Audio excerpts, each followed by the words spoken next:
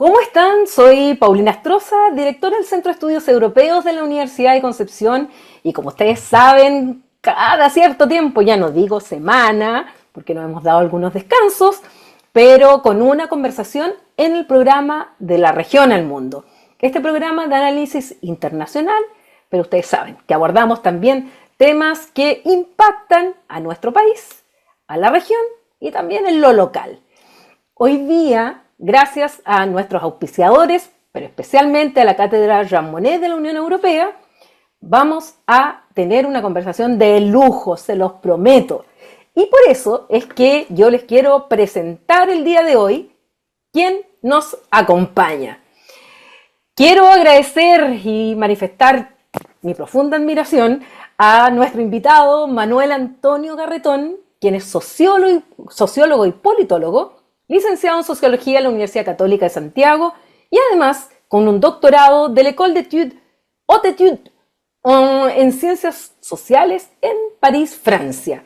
Desde 1994 es profesor titular del Departamento de Sociología de la Facultad de Ciencias Sociales de la Universidad de Chile, Premio Nacional de Humanidades y Ciencias Sociales de 2006, referente absoluto de la ciencia política, la sociología en nuestro país, y un gran académico y amigo que está hoy día con nosotros. Manuel Antonio, gracias por aceptar nuestra invitación.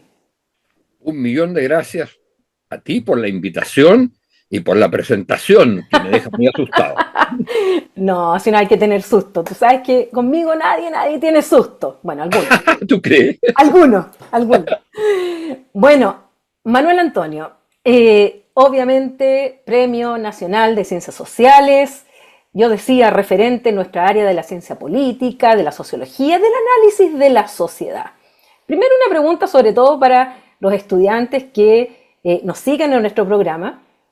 ¿Por qué decidiste dedicarte al estudio de la sociedad, particularmente la sociedad chilena, y muy ligado con el estudio del desarrollo de esa sociedad dentro de un modelo democrático? Mira, una pequeña anécdota. Primero que nada, mil gracias por la invitación, ¿no? Primero que nada, una cuestión que tiene que ver con el momento en que decidí estudiar sociología, que nadie, incluido yo, sabía mucho de qué se trataba. Porque esto fue en el año, yo entré en el año 61, terminé el colegio en el año 60. Bueno, y toda mi vida había tenido muy claro que yo iba a estudiar medicina. Era de los pocos de mi curso que no tenía problemas. El resto tenía muchos problemas de definición. Yo tenía claro que era medicina y estaba todo claro. Bueno, di el bachillerato en biología. Porque eso es, en aquella época era bachillerato, no por la actitud académica, o para las que vienen después. Entonces, di el bachillerato en biología, que tuve un buen puntaje, y me presenté a la Universidad de Chile, porque a mi juicio, o estudiar en la Universidad de Chile o no estudiar en ninguna parte. Terminé estudiando en la Universidad Católica de Sociología, profesor. Y entonces, el día que me fui a inscribir, porque ya estaba había como más de 500 postulantes y yo estaba en el puesto 14, o sea, estaba asegurado. Bueno, voy a inscribirme y aquí es donde entran las cosas en la vida en que uno no sabe si fueron así o uno, como diría García Márquez, la vida es lo que uno recuerda de ella para contarla, no lo que realmente haya pasado. Yo creo, o yo lo que recuerdo fue, había que atravesar el hospital el José Joaquín Aguirre, el de la Universidad de Chile, había que atravesarlo para llegar a la Facultad de Medicina para inscribirse. Entonces había que atravesar por las salas. Me imagino que en esa época ya estaba en alguna duda. Pero voy atravesando las salas y veo a los enfermos. Y me bajó una cosa como lo que yo recuerdo que me dije, no sé si haya sido así, yo no estoy para esto. Yo no estoy para calmar este dolor, sino las causas que producen el dolor. Bueno, volví a mi casa, me preguntan, ¿qué tal la inscripción? Ya está. No me inscribí y no había postulado ninguna otra cosa. Y en mi casa, mi padre, que había sido un intelectual, un político, fue embajador de Chile en Turquía, etcétera, el fundador de la Falange. Hay una calle en Concepción, a propósito, que tiene el nombre de él. Y nunca pudimos saber por qué. Bueno, entonces. Vamos a averiguar aquí en Concepción. Ya. Te voy a buscar la historia de la calle. Porque hay una junta de vecinos muy activa. La vamos a buscar, la vamos a buscar. Me metí en Google para ver. No, la vamos a buscar. Entonces, él tenía una biblioteca con todo el pensamiento social cristiano, incluso se hablaba de sociología, introducción a la sociología cristiana. Lo que cuando uno entra a la sociología, en la Universidad Católica, lo primero que te dicen no existe sociología cristiana, es una ciencia. Bueno, eso me creaba tenía una sensibilidad en esta materia, entonces entré por eso. Y muy rápidamente se fue vinculando la vida, digamos, los estudios de sociología, que eran un mundo enteramente distinto para mí, muy americana, poco de la sociología que yo esperaba, y me vinculé con el movimiento juvenil de la Universidad Católica, que eran las juventudes que dominaban todas las universidades en ese momento. Todas las federaciones de estudiantes, las 8 que había, eran federaciones de la democracia cristiana universitaria. Bueno, entonces ahí se me fue combinando el componente, si tú quieres, estrictamente como de vocación, razón por la cual en esa época los estudiantes de sociología, ¿por qué entraron a estudiar sociología? Para hacer reformas sociales, para hacer los cambios sociales, etc. Sí saben mucho qué consistía la disciplina. Con la dimensión más, propiamente, si tú quieres, intelectual, de una herramienta de lo que es el componente científico, cómo la neutralidad científica es válida, pero no enteramente, porque hay un componente ético que la atraviesa siempre. Hay que ver Oppenheimer, ¿no? La película. Sí. Bueno, entonces, bueno, y de ahí y entonces yo creo que fue muy importante para mí el paso fui presidente de la Federación de Estudiantes de la Universidad Católica, y después mis primeros trabajos como sociólogo, muy tempranamente empecé a hacer clases, incluso cuando estaba en 5º año, empecé a hacer clases como profesor ahí en sociología, y sobre el tema problemas sociales, donde metí cosas que no se enseñaban en ese momento, que era la problemática latinoamericana, y donde un autor, por ejemplo, considerado de derecha, era en ese marco sociológico, era más bien de centro izquierda. ¿No? Porque estaban todos los temas del cambio social, de la modernización, de la democratización, etc.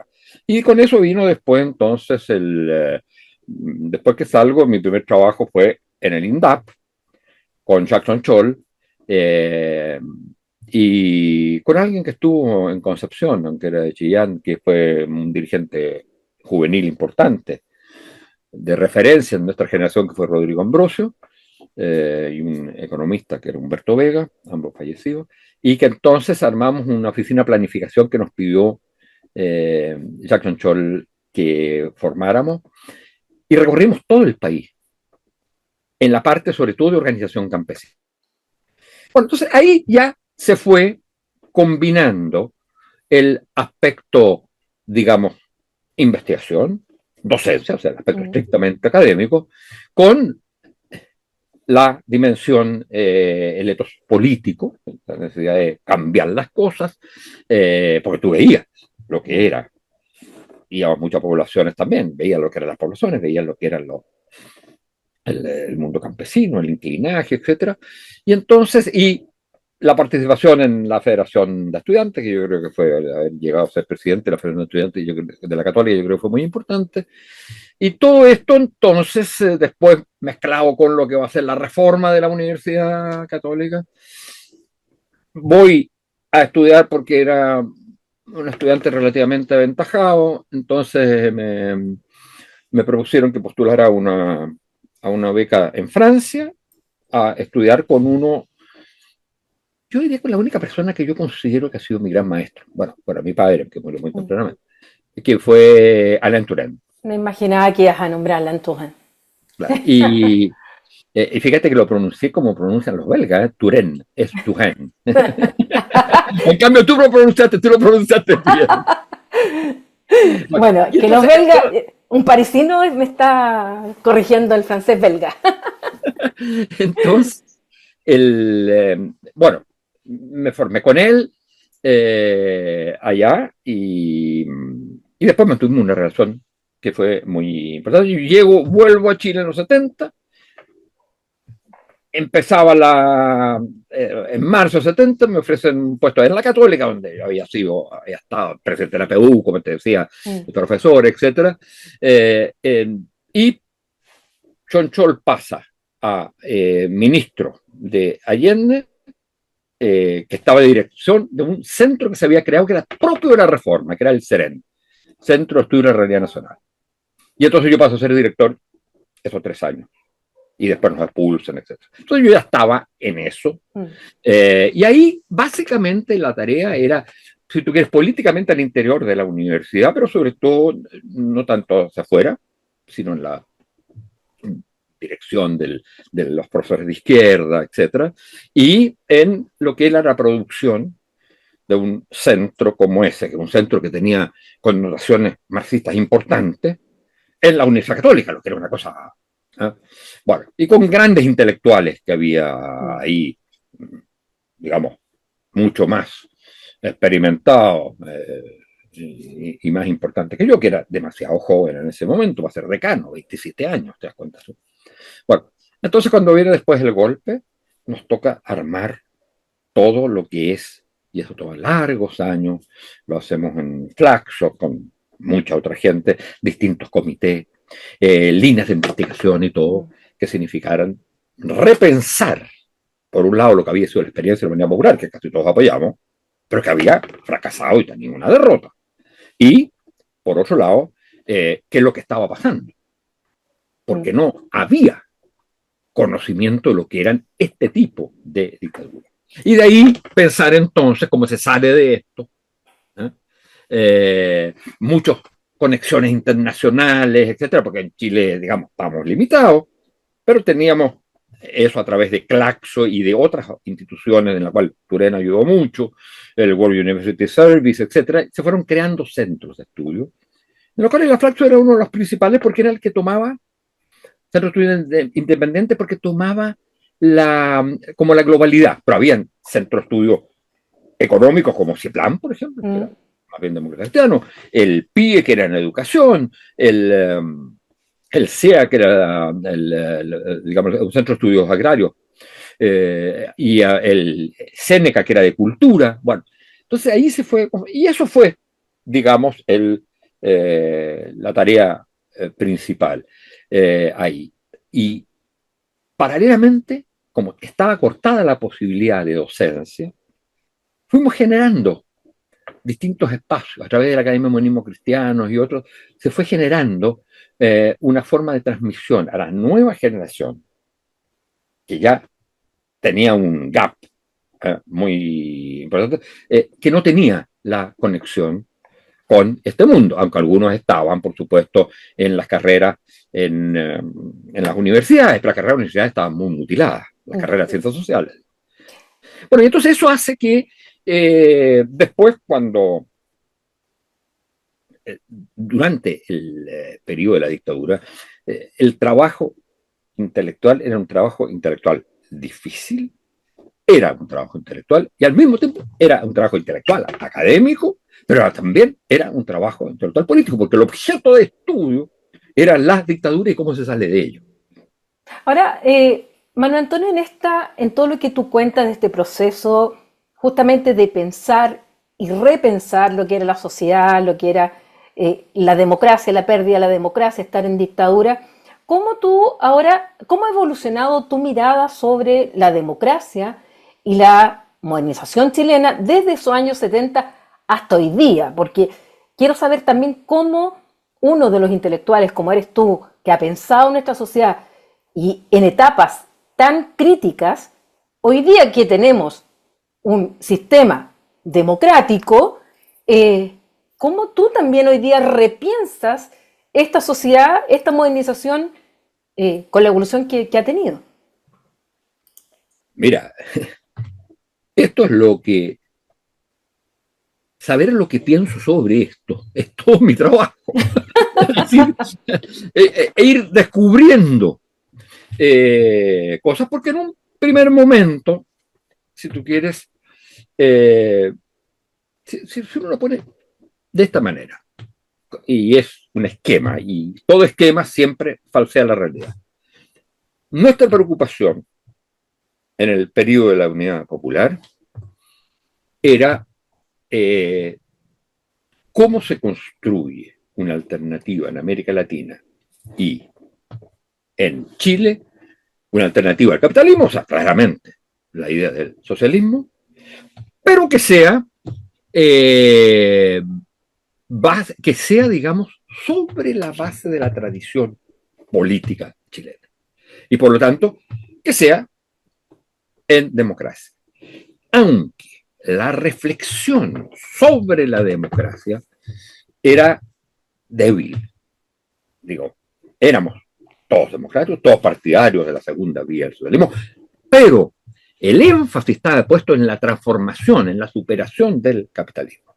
Y eso llevaba, en el mundo nuestro, no a todos, pero llevaba a la idea que, bueno, la democracia no puede ser puramente formal, y tiene que ser entonces democracia sustantiva. Y entonces de ahí a una crítica a lo que se llamaba la democracia formal. Y la democracia sustantiva no debía tener alguna formalidad. Entonces, pocos entendíamos bien esto, algunas veces más, menos, pero la idea que había que construir ambas cosas. O sea, una democracia que no fuera solamente lo que se llama formal. Después aprendimos que la formalidad de la democracia es muy importante. El respeto a las leyes, el que cada cierto tiempo se vote, son todas cosas formales. ¿No? Y que entonces eso era indispensable. Y eso es lo que yo llamaría lo que fue lo central de, porque en esa época militábamos ya en la época, estoy hablando de la época bajo el régimen militar. En el periodo de la Unión Popular, lo básico era la construcción del socialismo, preservando la democracia, pero donde el énfasis era la transformación. Y lo que aprendemos con la dictadura, o bajo la dictadura, es que no hay, digamos que el socialismo no puede ser solo la visión económico-social, sino que tiene que tener una definición sobre el régimen político.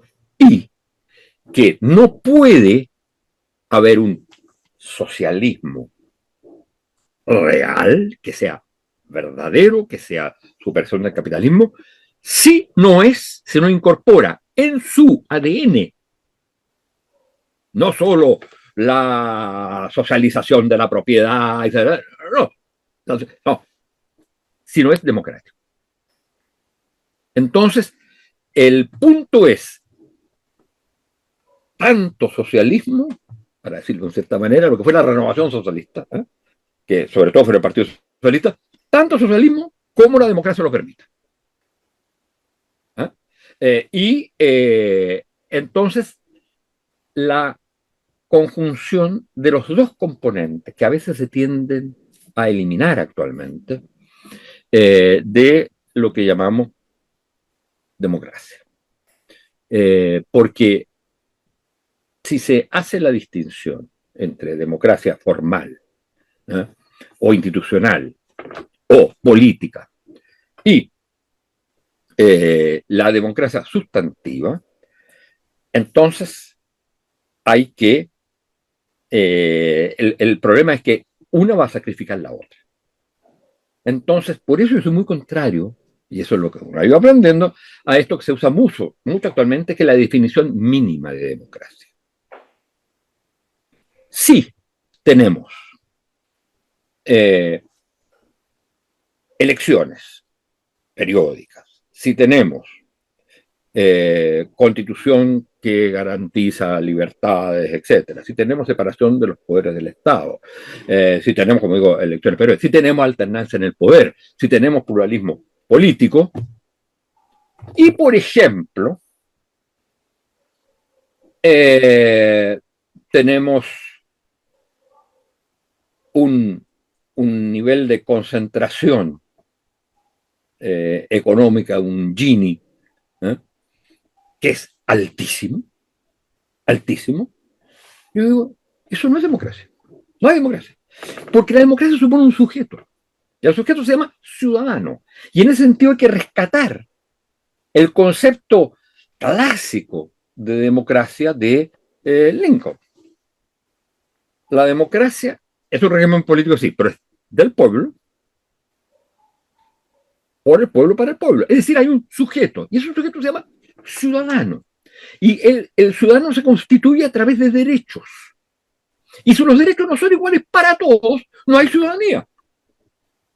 Ahora, yo hace Entonces, poco... el punto clave es cómo tú organizas, perdón, ¿cuál es el término? Cómo tú organizas o luchas por una sociedad que a la vez de democrática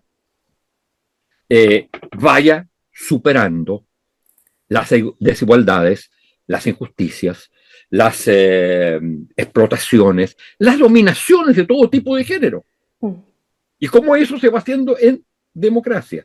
Y eso solo se puede hacer, y ese es otro aprendizaje, sí, porque si no, los enemigos van a ser muchos, y los que tienen el poder económico, los que tienen el poder militar, etc. Entonces, tú tienes que constituir mayoría. Y mayorías es fundamental. En otra época, y es el debate famoso en Europa, entre Cuñal de Portugal y Berlinguer de Italia, en que Berlinguer dice, mire, nosotros vamos, en un discurso que hace sobre Chile, un año después del golpe, dice, nosotros vamos a ganar las próximas elecciones. Y se dirige a los demócratas cristianos y dice, pero no vamos a tomar el poder si ustedes no están con nosotros. Porque las transformaciones que hay que hacer son de tal nivel, de tal envergadura, que provocan tal reacción, que no podemos si no tenemos esto, si no hacemos esta mayoría. Ahora, todo esto que he dicho es una reflexión que hoy día, si bien se mantiene lo central, pero enfrenta un problema mucho más complicado. Está claro, las transformaciones se hacen en democracia. Y la pregunta es, en otra época teníamos claro la respuesta, ¿qué transformaciones? ¿Qué es lo que hay que transformar en el mundo de hoy con su complejidad? ¿Podemos resolver la crisis climática? Es difícil, pero si la resolvemos, no resolvemos los problemas de igualdad, no resolvemos los problemas de género, no resolvemos los problemas de la diversidad cultural, no resolvemos los problemas que plantea el envejecimiento de la población o digamos, la ausencia de la crisis que hay de natalidad, por ejemplo. No, si no resolvemos ese tipo de problemas, si no resolvemos las desigualdades en el mundo y al interior de las sociedades. Entonces, antes decíamos, hacemos el socialismo. Algunos dirían comunitarismo y otros dirían, hacemos el neoliberalismo. Esos no resuelven su conjunto de problemas. Entonces estamos, por primera vez en nuestra historia, yo creo, salvo interrupciones, pero por primera vez de los últimos 100 años, en una sociedad sin proyecto, en que tenemos claro que tiene que ser en democracia. en que tenemos claro cuáles son los problemas. ¿Ah? Y entonces, esto lo ve uno en las candidaturas presidenciales hoy día. Todo es distintas políticas públicas sobre los mismos temas.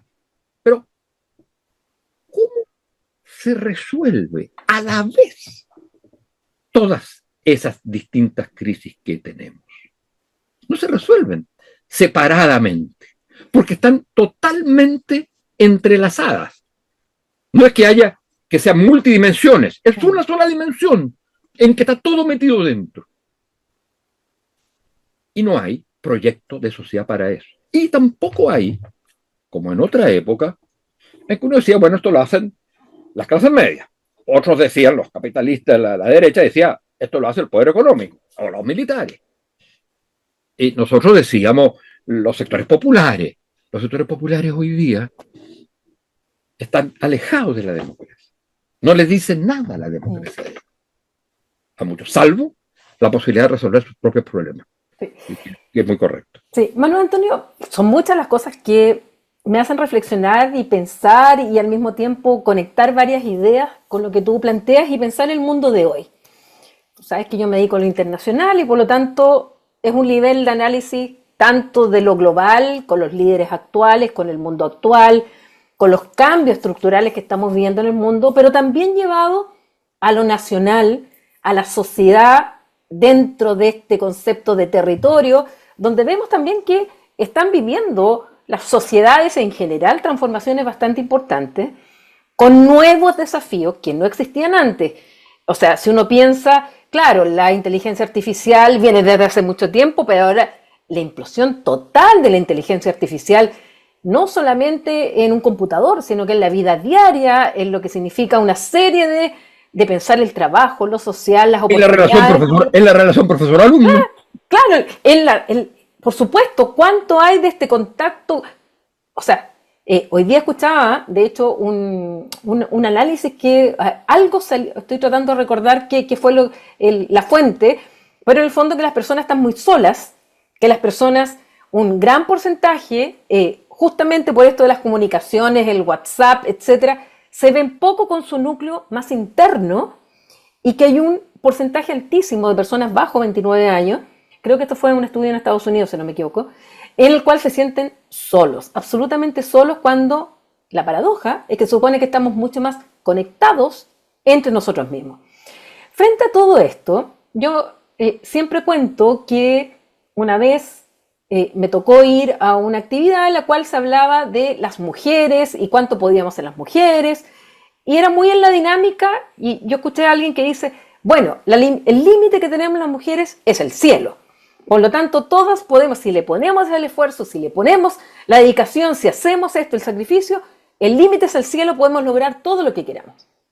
Y la verdad es que yo levanté mi mano y dije, no, eso no es verdad. Y siento que le estamos mintiendo a un sector de las niñas, a un sector de las jóvenes, que no tienen la posibilidad nunca de tener el cielo como límite, porque están en la pobreza, porque están en medio de la drogadicción, porque no pueden salir, porque temen que las violen, porque temen, porque no tienen las mismas oportunidades de base que otra persona. Y dije, mi hijo vive aquí a la vuelta, o sea, va al colegio aquí a la vuelta, un colegio particular, y obvio que las oportunidades que él tiene no son las mismas que otra persona que está cruzando el río en una población. Yo no le puedo decir a esa persona que el límite es el cielo, que si pone todo el esfuerzo va a lograr llegar al cielo, si resulta que parte con las manos, con los ojos, con todo vendado, y obviamente el otro parte en un cohete.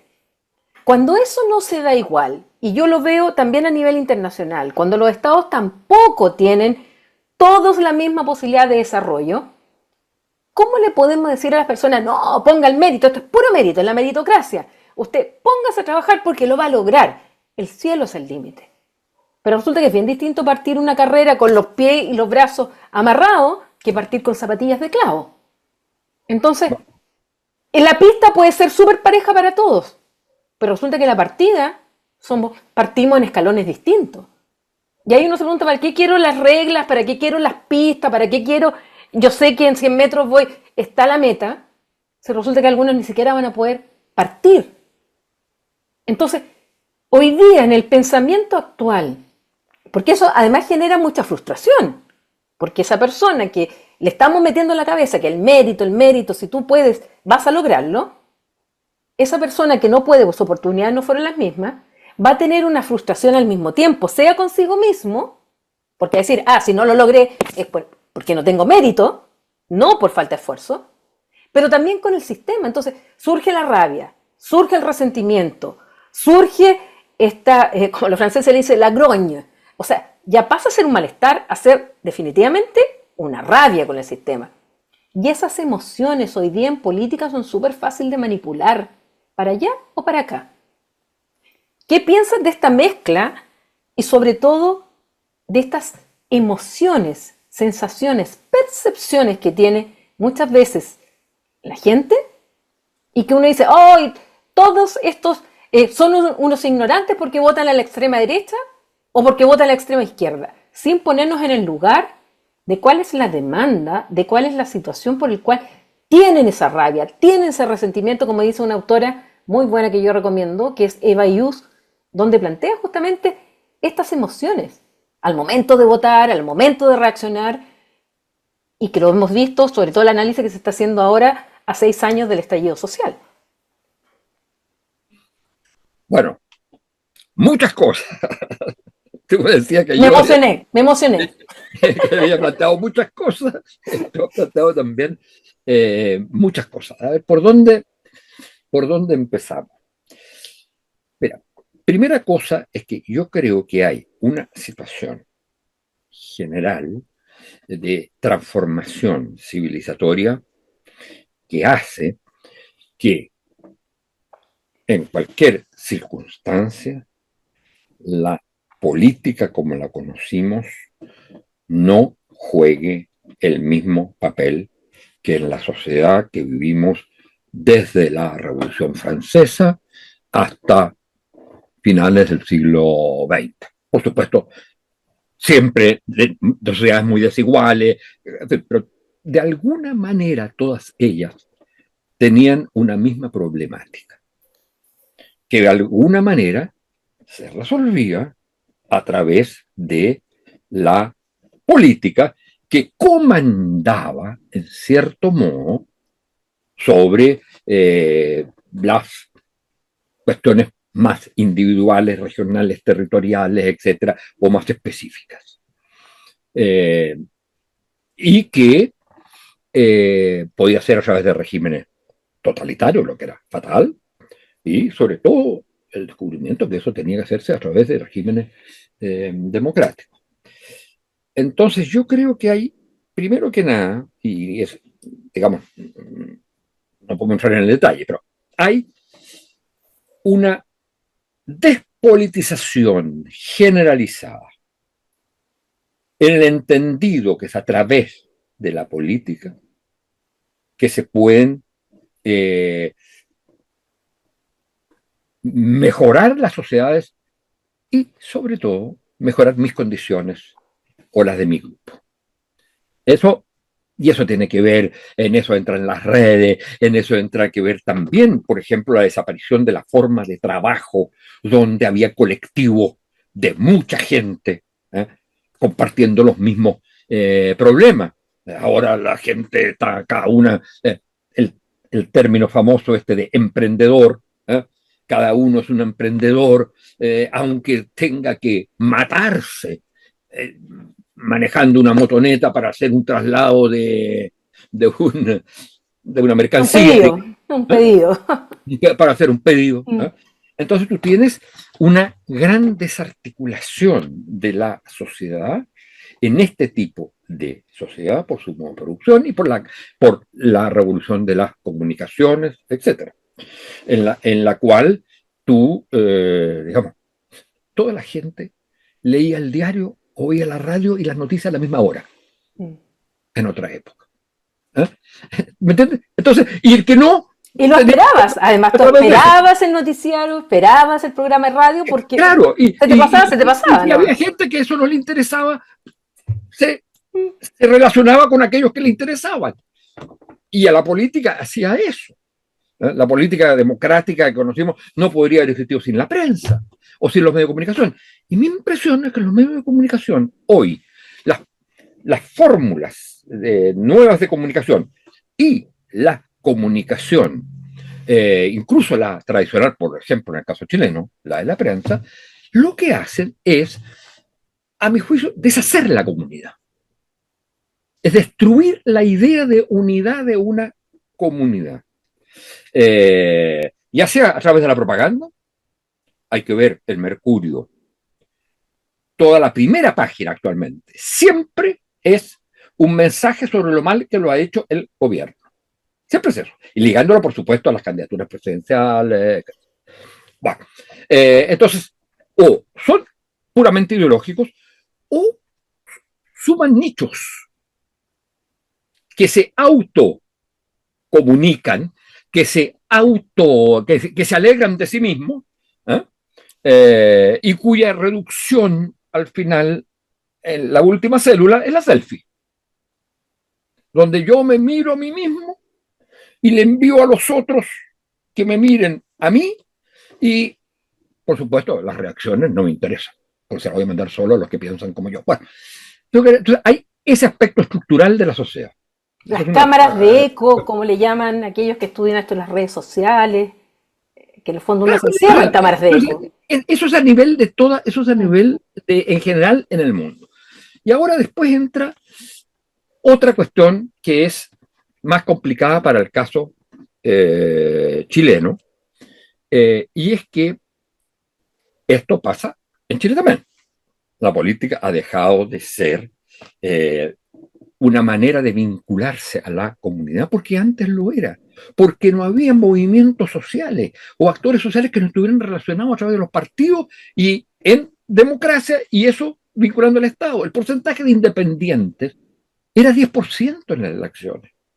Y al final terminaban en uno u otro de los 3/3 de ese momento. Hoy día eso ya no es así. Los partidos no son capaces por problemas que no estoy hablando contra los partidos, digo, lo que llamábamos partidos políticos hoy día no tienen la capacidad o posibilidad que tenían antes de ser grandes aglutinadores de clases sociales. Y dentro de clases, grupos, si tú quieres, ideológicos dentro de la clase social, pero era eso. Y eso no suele ser de Estado en el régimen democrático. Hoy día tampoco tienes eso. Y entonces, lo que tú tienes es individuos y a veces identidades. Pero identidades que piensan como individuos. Identidades que piensan. Hay una dimensión, una cosa que a mí me parece muy importante, que han desarrollado algunos autores y autoras, y es que cada acto humano tiene una dimensión política. Entonces, eso llevó al movimiento feminista a decir lo personal es político. Eso es verdad y no es verdad. Es verdad en una cierta dimensión. Todo lo personal y lo grupal tiene una dimensión, una politicidad, pero no es la política. Y el gran problema de los movimientos sociales actuales, de las identidades actuales, es que creen que su politicidad es la política. ¿No? Es decir, podemos tocar el cielo. Es lo que decías tú. La política no es eso. La política es un encuentro entre diversas politicidades, pero cambia, entonces ya no es la suma de las politicidades. El proceso constituyente intentó ser la suma de politicidades y fracasó. Y fracasó. Entonces, hay algo ontológicamente distinto, que es la política, y entonces tú tienes que los movimientos sociales,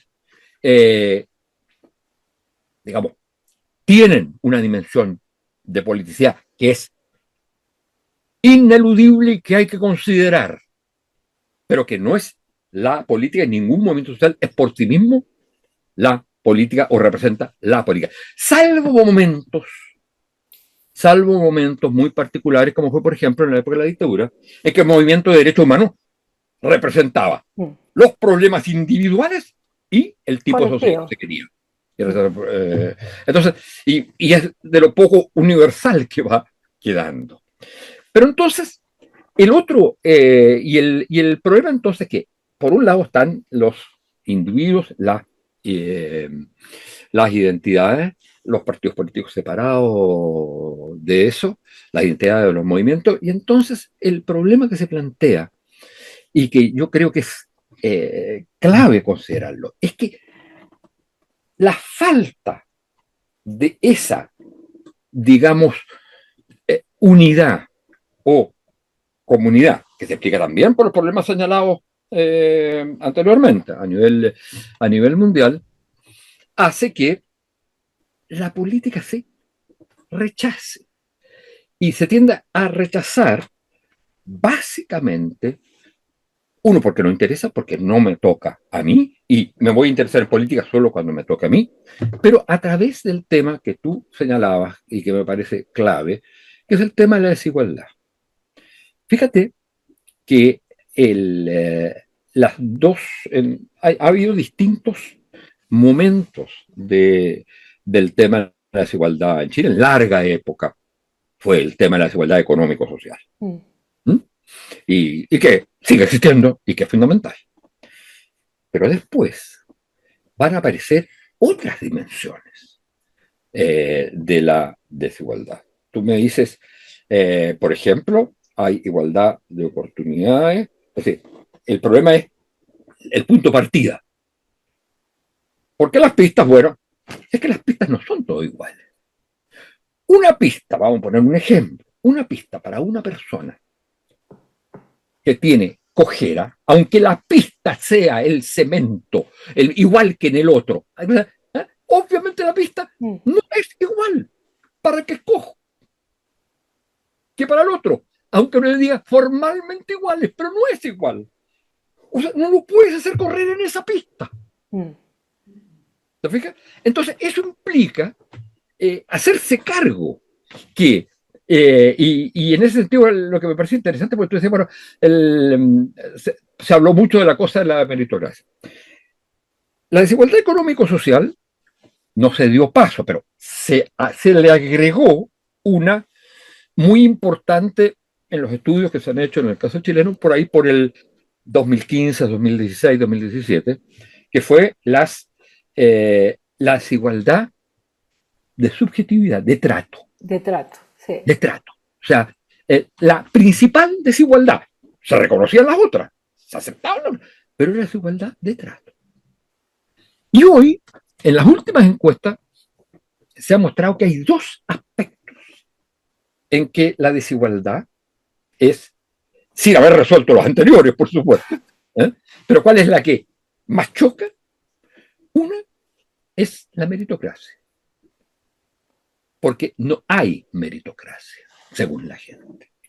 Según la gente que Mm. contesta la encuesta y que se le hacen entrevistas y la gente vive, no, pues, si aquí haga yo lo que haga, si este es amigo de este otro, si este recurre a tal, digamos, la sección política, etcétera, Mm. si este no tiene, no hay igualdad en los méritos. Yo tengo todos los méritos, hice todo lo que pude hacer. Y sin embargo, estoy donde estoy. Sigo quedando ahí. Mis méritos me sirvieron para mantenerme en la posición, no para seguir bajando. Mm. Entonces, ahí es. Y la segunda, que es muy importante y que también hay que complementarla con las anteriores, es la justicia. Fíjate que la desigualdad ante la justicia es de las cosas y que es bastante, en otro plano, pero bastante similar a la idea de desigualdad ante respecto a la meritocracia. ¿Eh? Porque aquí no es el mérito, aquí no es la justicia, sino que es el contacto. Es los valores que tengan tales y cuales jueces al respecto. Entonces, la sensación de una sociedad injusta a través del Poder Judicial, que es además una de las instituciones de menor prestigio y más rechazada. Entonces, si tú no haces una transformación radical en estos aspectos, y uno diría, ya, este es el eje. Pensemos en el eje de igualdad, pero en la igualdad absolutamente multidimensional y que incorpora todos estos aspectos. Eso implica una transformación muy radical de la sociedad. Una transformación muy radical que además hay que tener en cuenta que está la crisis climática, que también afecta de distinta manera. Es decir, tú no pones el principio de igualdad como el principio, manteniendo la libertad, pero como el principio organizador de todo los distintos aspectos de la sociedad. Si ese no es el proyecto central, y anda a saber tú cómo se logra la igualdad ante la inteligencia artificial, la igualdad la igualdad con pistas distintas para cada uno, si tú quieres. ¿Eh? Bueno, ese es el gran problema. Y eso, a mi juicio, en eso estamos muy, muy atrasados. Y en esto conversábamos antes de comenzar el programa. Yo creo que lo que falta, lo que no tenemos, es como si tuvimos en otra época, equivocadas o no, pero tuvimos una teoría de la sociedad y una teoría del cambio social. No lo tenemos hoy. De hecho, insisto, basta ver los programas de gobierno, son políticos, pero ¿qué tipo de social es que se quiere construir? En ese sentido hay un esfuerzo que yo creo que es súper importante y creo que tú has participado en él, que es el que ha encabezado desde hace mucho tiempo Guido Girardi, a través de Congreso del Futuro y a través de esta nueva iniciativa de presentación de una lista de problemas, de programas, pero que hay que irlos transformando en proyectos y en un proyecto en que la gente se sienta incorporada. ¿Y quién va a incorporar a la gente? Los partidos, si la gente no cree en ellos. Pero entonces, tener que pensar, es decir, por primera vez estamos en sociedades sin proyecto histórico, con programas de gobierno, con resolver aquí, pero el día siguiente esa política se es obsoleta porque ya la sociedad se va transformando por sí misma. Eso quería preguntar. Hace un tiempo no habíamos considerado el problema de la baja natalidad y ahora hay que meterlo.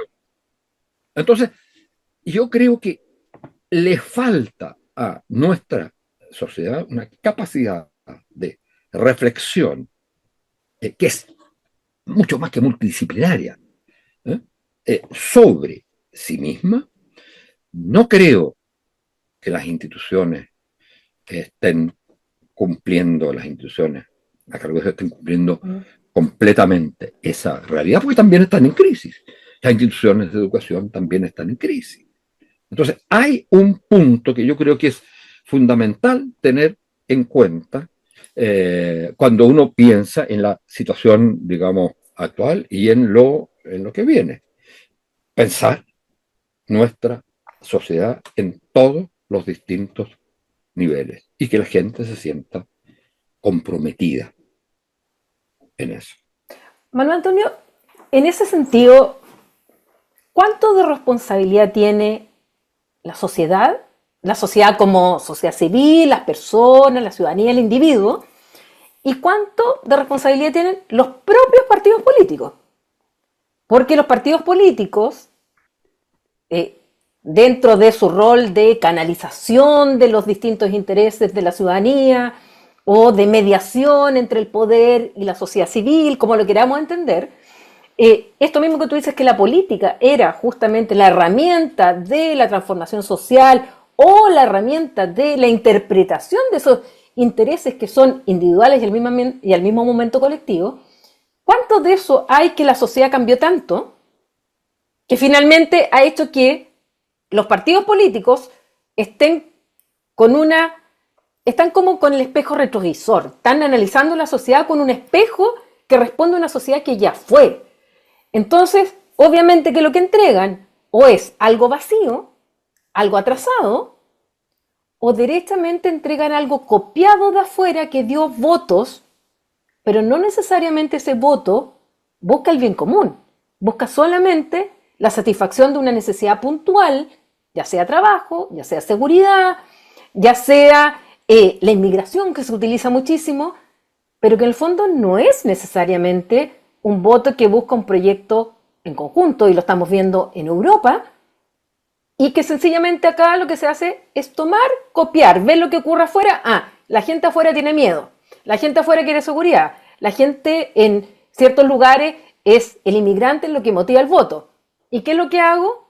Bueno, tomo eso, como no hay un referente intelectual propiamente que con fuerza que esté hoy día dándole respuesta o orientando a los partidos políticos, y sus campañas o son vacías, o son atrasadas, o son copias de otro lado que ha dado éxito y que se replica acá con fórmulas que finalmente hacen que la gente diga, no, este me va a dar mayor seguridad, voto por esa persona que me va a dar más seguridad, o me promete que me va a dar trabajo. ¿Cuánto es? Porque aquel que quiere a veces, muchas veces prometer, o sea, no prometer, plantear un nivel de pensamiento en un proyecto político, no gana votos. Tú presentas esta idea y la gente, no, quiere lo rápido, el eslogan rápido, el clic rápido. Entonces, ¿cuánto es del huevo de la gallina? ¿Cuánto es responsabilidad de la ciudadanía y cuánto es responsabilidad de los partidos políticos en esa lectura de la ciudadanía? Bueno, precisamente ahí está la respuesta, el huevo y la gallina. ¿Mm? Es decir, yo creo que hay responsabilidades específicas en ciertas cosas de la clase política. Pero la clase política no es la responsable de la situación en general. También lo son los ciudadanos, que no les interesa la polis. ¿Eh?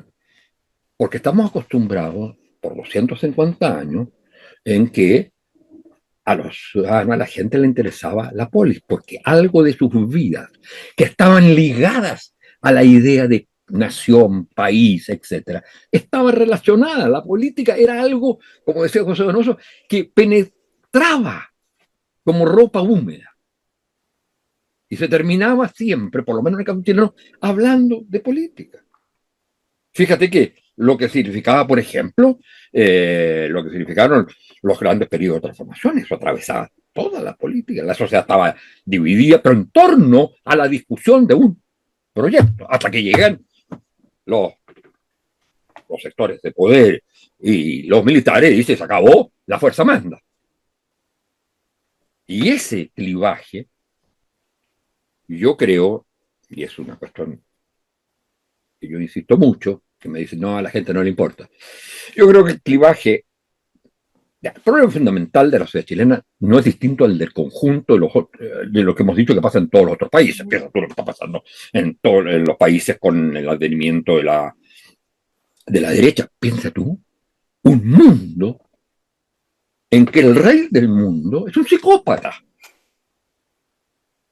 como Trump. Es un delincuente. El tipo que parte rompiendo el principio de la constitución de su país. Así es. Y el Poder Judicial lo absuelve porque él lo nombró. ¿Es democracia eso? Entonces, digo, ahí hay y hay que tener en cuenta que los seres humanos que se llaman norteamericanos votan por el psicópata y delincuente. ¿Te fijas? Y votan. Y ganan las elecciones. Entonces, ¿de quién es la responsabilidad? ¿Es solo de los políticos? Por supuesto que de algunos políticos. Sobre todo, yo diría de dos tipos de políticos. Uno, que aquellos políticos que de alguna manera abandonaron la visión de su misión como intermediarios entre el pueblo, la ciudadanía, como se le quiera llamar, y el país expresado en el Estado. Y que entonces han hecho básicamente de esto y eso pasa mucho, por ejemplo, en Estados Unidos, una profesionalización, una profesión que tienen que mantener toda su vida. ¿Eh? Y para eso tienen que adecuarse a las distintas cosas que se pagan con votos. ¿Mm? Bueno, entonces, digo, ese es un problema. Y el otro es un sector determinado. Estos pueden existir en todos los sectores. Hay un sector determinado que es el mundo de la derecha radical. El mundo de la derecha autoritaria, radical, como se quiera llamar, algunos llaman populista, yo creo que la derecha chilena no es populista. Se acerca mucho más a una derecha antidemocrática, autoritaria, en que su sector democrático cada vez tiene menos importancia. Y se ve obligado, porque no logró constituirse como sector democrático que rompiera con el acto central de destrucción de la democracia que tenía la historia de Chile, que fue el bombardeo de la moneda y la violación de derechos humanos, todo eso inseparable. Entonces, esa derecha que no quiere decir nunca debió pasar esto, termina siendo dominada hegemonizada por el sector, llamémosle duro, que no tiene otro proyecto que la restauración posible de las formas más autoritarias que impidan que la democracia vaya transformando la sociedad. Entonces, ese es el dato central que hay que entender. Mientras una candidata presidencial diga de la derecha y se presenta como la derecha más democrática, diga que la muerte es inevitable, ¿no? Está diciendo que si vuelve a pasar aquellas cosas que nosotros consideremos que no nos gustan, entonces es legítimo hacer lo mismo. Y eso está, mucha gente dice que eso a nadie le importa, ¿no es cierto? Eso se dice mucho, bueno, hoy día a la gente no le importa eso, pero eso está metido en el ADN.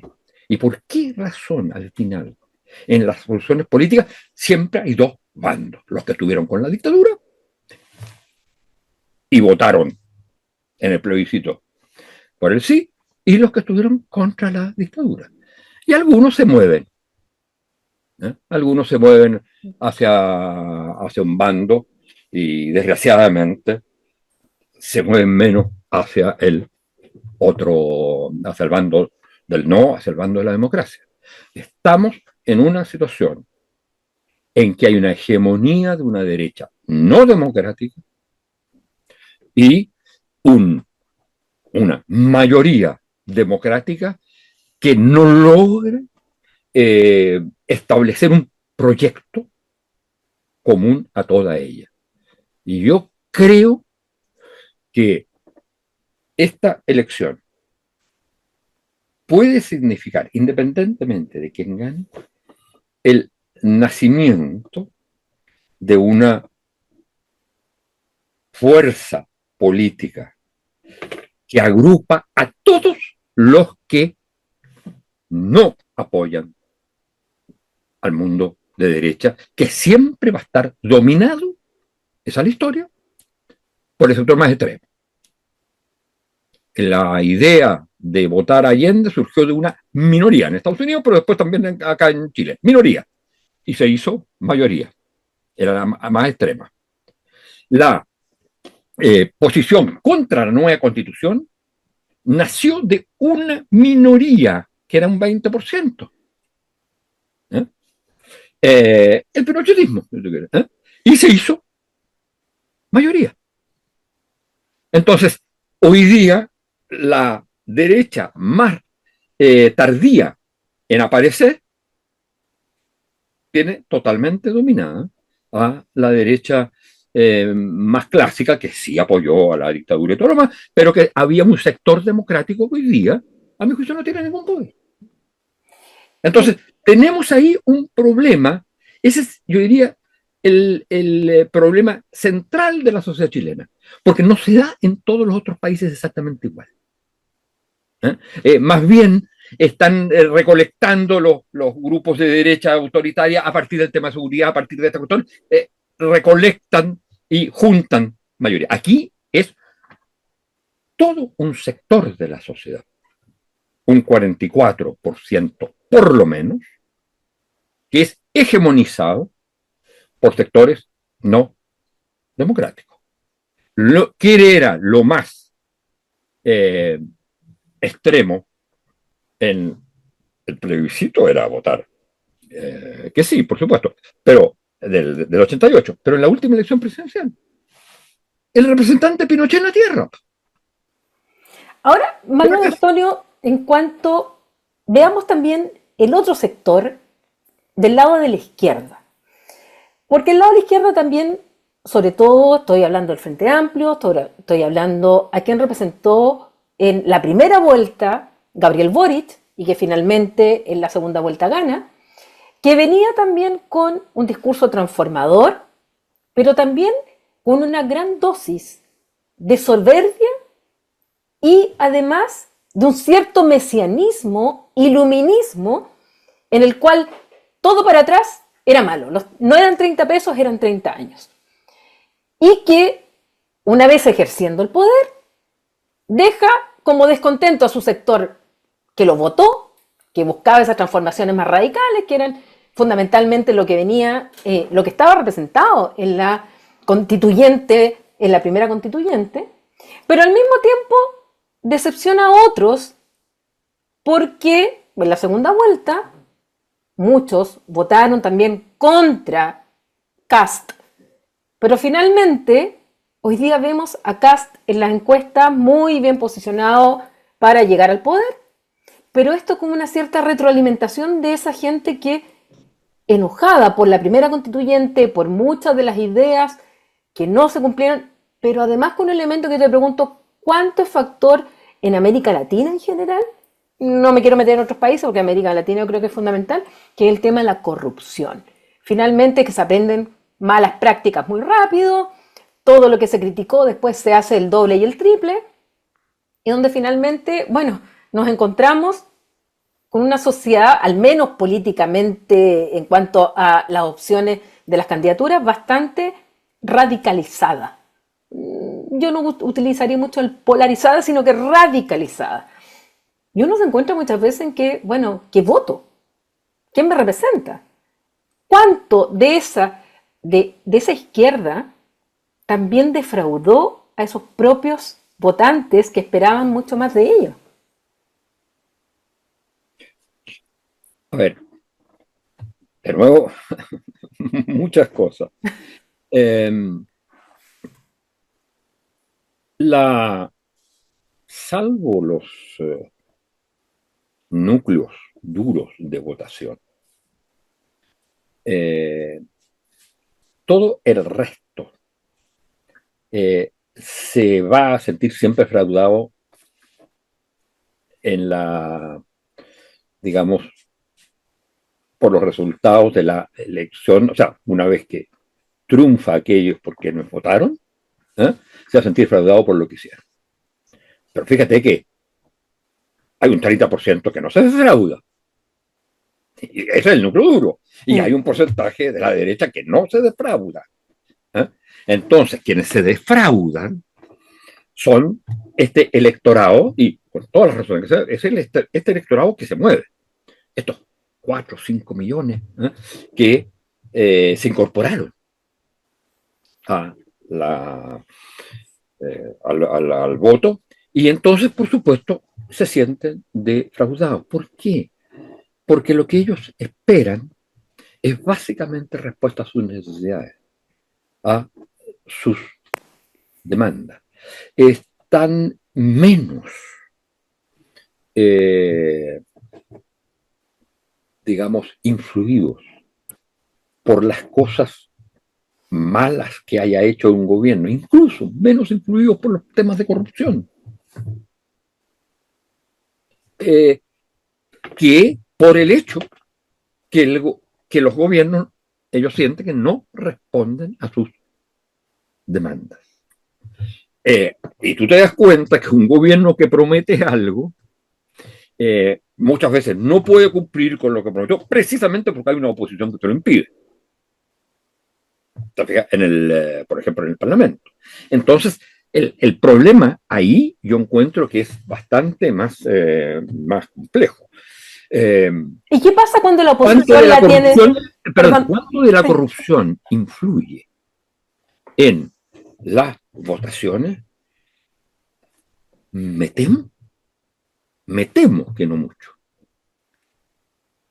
Me temo que no mucho. Pero eso habría que verlo, Mm. porque la insatisfacción es porque no recibí lo que debía recibir. ¿Ah? Dos preguntas ahí, Manuel Antonio. Perdón Perdón, que te porque había interrumpa. otro Sí, punto en tu dale, pregunta, dale, dale. en tu pregunta que me parecía, cuando tú hablabas, digamos, de la responsabilidad yo creo que hay tanta responsabilidad, como te decía, del huevo y la gallina, ¿ah? Y respecto de yo estoy en esto de un tipo de derecha eh, que no ha logrado un proyecto tampoco, ¿eh?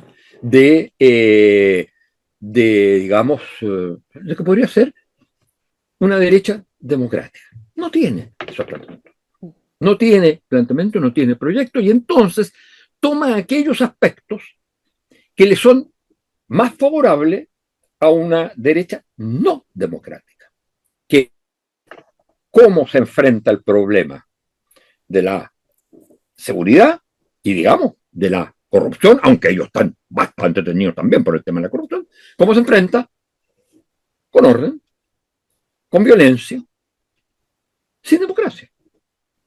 Y eso entonces, y eso ante gente necesitada, ante gente que ya no tiene la cultura política de antes, ¿eh?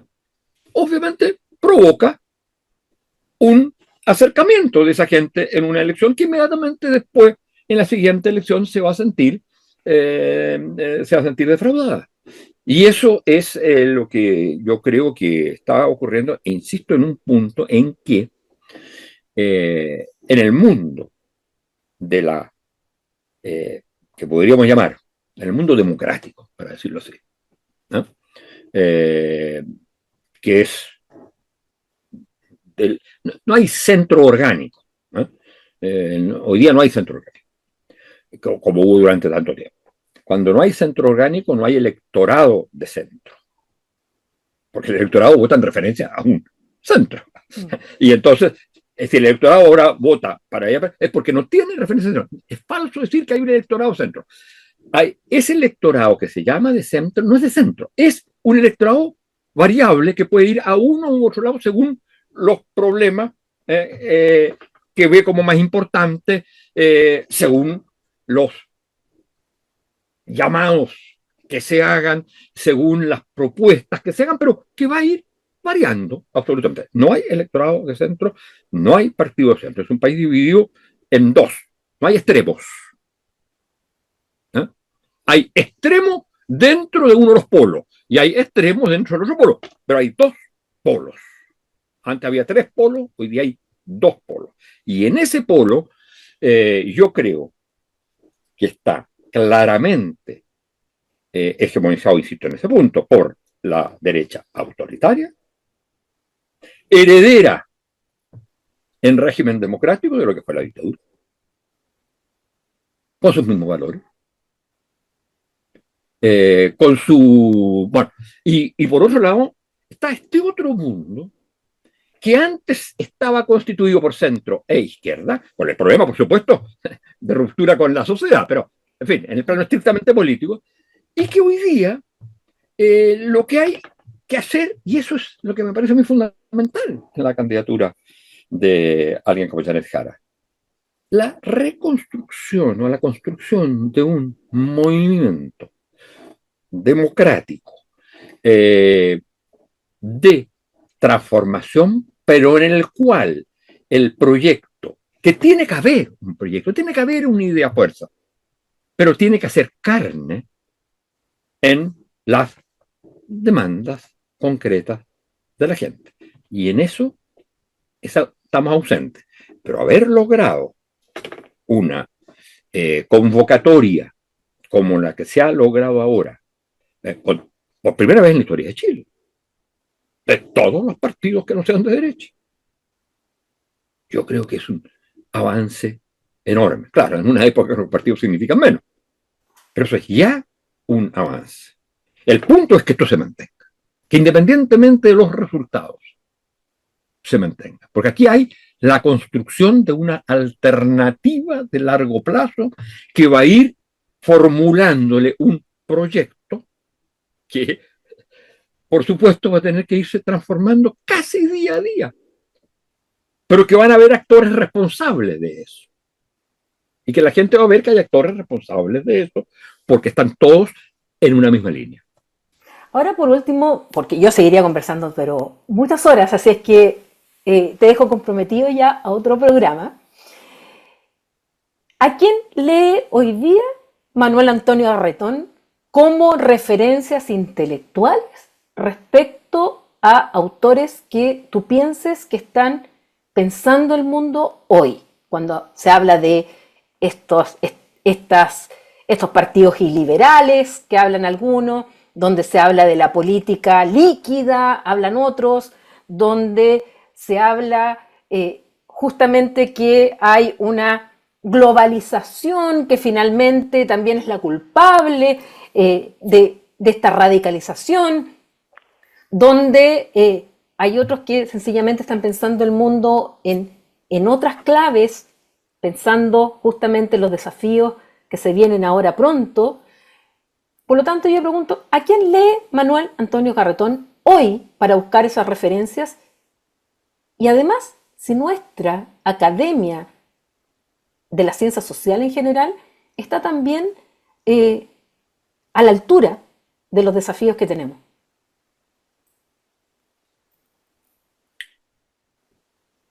A ver, voy a contestar la primera de una manera rara. Eh, yo siempre tuve un solo autor al cual yo podía decir, lo leo, lo creo, lo sigo, y después tenía múltiples autores distintos para distintas cosas. Eh, ese autor era a nivel de las sociedades, para pensar todas las sociedades, era, como te decía, Alain Touraine. Hoy día leo según el problema a distintos autores y tiendo a pensar que no sigo a ninguno, sino que tomo de ellos lo que me sirve. Hay, por ejemplo, hay gente que para ellos es muy importante, alguien como el coreano Byul Han, por ejemplo. Yo encuentro que está totalmente equivocado en pasar del análisis psicoanalítico o psicológico a el análisis de la sociedad. No es eso. ¿No? Digamos, la sociedad no es eso. Entonces, ya, sin embargo, me da pistas, y lo doy a mis estudiantes, aunque a mí no me gusta, porque da pistas de una cierta dimensión. Yo creo que no hay hoy día los autores que yo creo, digo, pienso en Turén, pienso también en un sociólogo español de gran nivel, fundamentalmente para el marco general, para ciertas cosas específicas también, porque además ha estado estudiando todo lo que tiene que ver con los temas de, digamos, de la transformación de la sociedad industrial en la sociedad digital o la sociedad informática, que es Manuel Castells. Son, para mí, que además estuvo en Chile y conoce el caso chileno, que fue ministro de universidades en España, y que fue discípulo de Turén. Entonces digo, esos. Ahora, para pensar la sociedad chilena, leo a muchos, a todos los que está produciendo, pero yo diría no es que siga a uno. Si tuviera que elegir un libro, claro, me va a decir, ya salí con los mismos temas, pero si tuviera que elegir un libro de los últimos 50 años, elegiría La Búsqueda. El libro de Daniela Moore, y Jimeno, Cristóbal Jimeno, eh, que es sobre el asesinato por la dictadura de su padre, del padre de Jimeno. Es un libro magnífico. Eh, porque junto con narrar lo que pasó y mostrar cosas que no se sabían, eh, se destaca, por ejemplo, una jueza. Como en dictadura y posteriormente, ¿eh? A partir de lo que hizo la dictadura, hay una jueza que pueda buscar hasta el final la verdad, pese a todas las amenazas. Después, como el hijo del asesinado vivió todo este tiempo, cómo se reconstruye, cómo en una sociedad puede haber tanta maldad y perversión y al mismo tiempo gestos de heroicidad. Entonces, es un libro que, parafraseando el título de una famosa novela que es sobre, sobre la guerra civil española, de André Malraux, es un libro sobre la condición humana, eh, con un juicio sobre él. Y una cosa que a mí me siempre ha importado mucho, y que claro, se dice que eso pertenece al ámbito de la filosofía, lo que sea. En el libro de Jorge Semprún, La escritura y la vida, sobre su estadía en el campo de Buchenwald, cita al mismo Malraux en el mismo libro, en La condición humana, en que dice: busco aquella zona del alma en que reside el mal absoluto contra la solidaridad. Nosotros vivimos de mal absoluto en realidad, que fue la dictadura. Entonces, como sigo pensando que el país que hay que ir construyendo es un país que tiene que tener como referencia negativa todo lo que eso fue, esos libros me hacen muy bien leer. Bien, con esto terminamos por esta vez nuestra conversación, que fue más larga incluso de lo planificado, pero necesaria. Necesaria, creo yo, justamente ir más allá de la coyuntura para pensar la estructura, para pensar el sistema, más que lo que pasa hoy día, mañana o pasado, que es una forma que también tenemos la academia, los académicos, de aportar justamente en ese camino, eh, porque ayudamos justamente a ir tratando de buscar, ya que dices la búsqueda, de tratar de ir apoyando ese camino eh, para tener una sociedad mejor. Quiero agradecerte, Manuel Antonio, por esta conversación y también por haber estado con nosotros en De la Región al Mundo. Bueno, muchas gracias a ti, además por el espacio tan amplio. Y además tú dices que nos sobrepasamos de la hora. Mil disculpas. No, nada, Creo que disculpa. las preguntas eran macizas. No, pero para eso estamos también aquí en De la Región al Mundo. Bueno, y ustedes además saben que cada semana o cada cierto tiempo estamos con nuevos capítulos, análisis, con expertos, con expertas, con justamente aquellos que se dedican a los temas que nosotros abordamos en este programa, que va de la región al mundo. Así es que nos vemos en un próximo capítulo. Hasta la próxima.